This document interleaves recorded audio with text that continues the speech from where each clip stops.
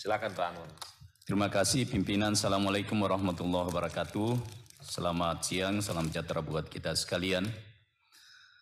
Yang saya hormati dan saya muliakan para pimpinan dan rekan-rekan anggota Komisi 5, Pak Sekjen, dan seluruh jajaran yang hadir pada kesempatan ini yang saya banggakan. Pada kesempatan ini ada beberapa hal yang ingin saya perjelas dan dalami. Yang pertama, saya mulai dari Pak Irjen. Saya fokus pada pembentukan desa anti korupsi. Salah satu fenomena yang terjadi hari ini, betapa banyak kepala-kepala desa kita yang tersangkut kasus korupsi pengelolaan dana desa. Saya ingin sekali Pak, sebetulnya bisa ditunjukkan sebetulnya performan desa anti korupsi itu sudah ada enggak di Indonesia ini? Di mana sehingga kita bisa publish ini, kita bisa sosialisasi bersama-sama sehingga menjadi acuan bagi desa-desa lain. Saya kalau bisa mengumpamakan Pak, Kementerian Desa ini hampir sama nasibnya dengan desa, kepala desa. Hasrat besar, tenaga kurang. Desa itu betapa banyak kebutuhan dan keinginan masyarakat dan harapan masyarakat kepada desa, tapi tidak didukung dengan ketersediaan anggaran. Sama juga dengan kementerian ini, saya lihat. Kementerian ini sebetulnya kalau kita mau membuat klasifikasi, saya bisa mengkategorikan bahwa kementerian yang paling penting di Republik ini adalah Kementerian Desa. Karena Indonesia ini adalah basisnya desa. Kekuatan Indonesia ini ada di desa. Dibanding dengan daerah-daerah dengan negara-negara lain, kita beda. Kekuatan kita di Indonesia ini karena desa kita yang tumbuh secara mandiri dengan konsep otonomi yang mandiri itu.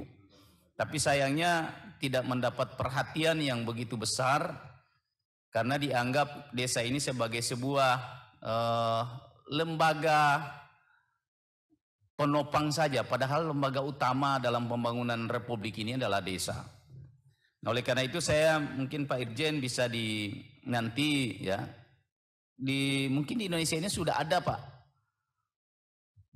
desa yang anti korupsi ini.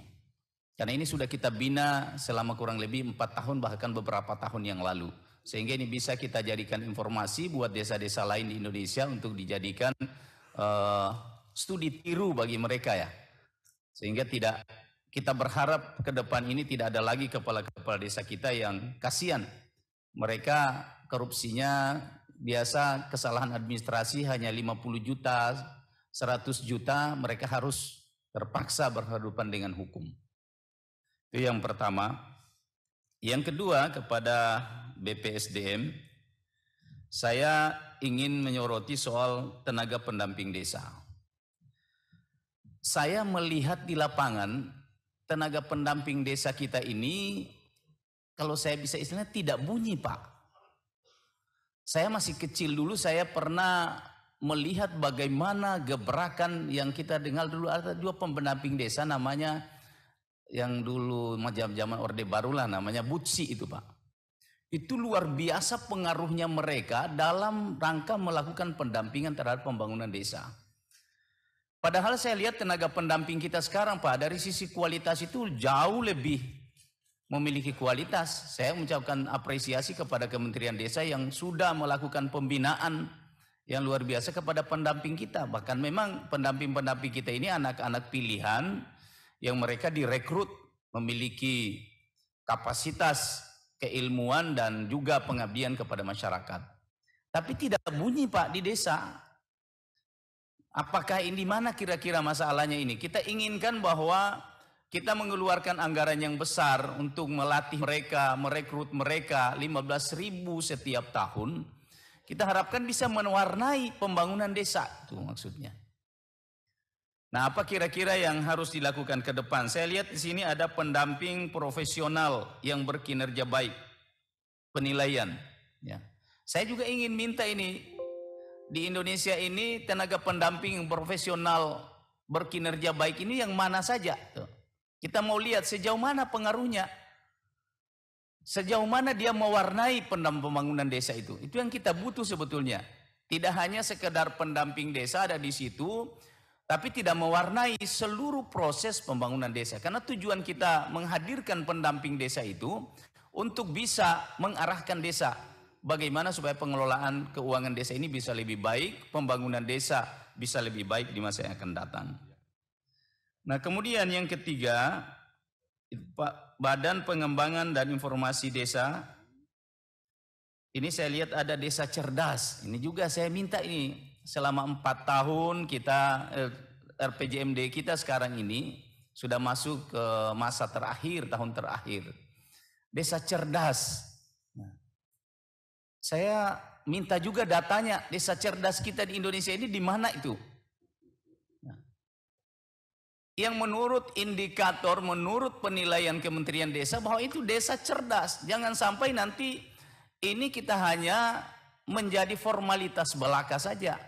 Kita menetapkan ini desa cerdas. Banyak Pak kejadian di lapangan dapat penghargaan, tapi sebenarnya realitas tidak begitu. Ataupun realitas pada saat penilaian itu ya benar, dia cerdas. Tapi setelah itu tidak lagi berkesinambungan. Nah, itu tentu kita tidak harapkan itu terjadi. Oleh karena itu ini minta data-data juga mungkin Pak Pimpinan ini bisa kita supaya kita bisa tahu anggaran kita sudah keluarkan, kita awasi selama ini, tapi perlu tahu juga, perlu tahu. Saya lihat sudah ada data di provinsi ini, di provinsi ini. Saya di Sulawesi Tengah, saya lihat ada dia. Saya lihat di Kabupaten Poso. Saya tidak tahu desanya yang mana. Saya mau lihat betul apa desa itu cerdas benar atau tidak. Tuh. Indikatornya di mana disebut desa cerdas itu. Nah, tuh. Kemudian yang terakhir Pak, soal rencana anggaran 2024. RPJMD kita tahun terakhir di masa pemerintahan Bapak Presiden Jokowi dan juga Kementerian Desa ini.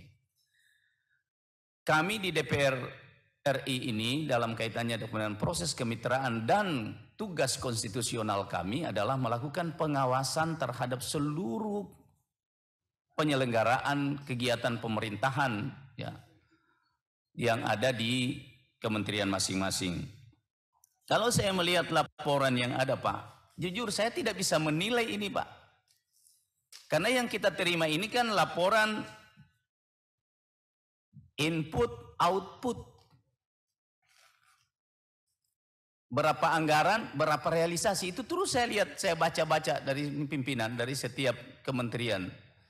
Padahal sesungguhnya kalau cuma mengawasin itu rugi kita Pak. Ngapain kita capek-capek di sini hanya untuk mengetahui berapa anggaran, berapa realisasi. Yang kita butuh sesungguhnya sudah jadi apa dengan anggaran sebesar ini? Sudah di mana kemajuannya Pak? Ini saya lihat tidak ada. Jadi mohon Pak untuk bicara 2024 kita juga mau lihat dulu. Dari sekian progres dari tahun 2019 itu sampai dengan 2023 sudah menjadi apa? Katakanlah misalnya pendamping desa. Ya. Apa yang sudah dilakukan? Kemajuannya sampai di mana? Saya kira itu yang perlu kami awasi, yang perlu kami tahu. Kalau cuma sekedar mengetahui berapa realisasi belanja, terlalu murah kita di sini, Pak. Mendingan kita, tapi kita butuhkan, Pak. Yang kita butuh itu, ini tahun terakhir, 2024 harus kita selesaikan, Pak. Nah, Bapak saya tahu persis, saya hafal, Pak. Saya mantan birokrasi.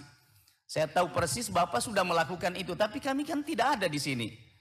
Nanti kalau kami ditanya, Pak Anwar gimana Kementerian Desa dalam merealisasikan program desa wisata sampai dengan 2023 sudah berapa? Dan kemudian desa wisata itu sudah menjadi apa? Saya lihat ini Pak, ini perlu kita bicara Pak. Kami ingin membantu kementerian ini.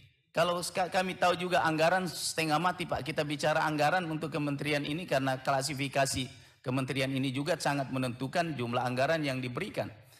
Tapi kita ingin ada yang tuntas Pak, ada yang tuntas dari kerja kementerian ini.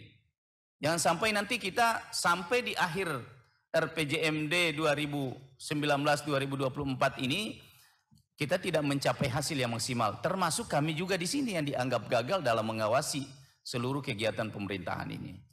Saya kira Pak Pimpinan itu yang bisa saya sampaikan. Terima kasih Pak Sekjen dan semuanya, mohon maaf. Wallahu musta'an. Assalamualaikum warahmatullahi wabarakatuh. Ya silakan Pak Sarul.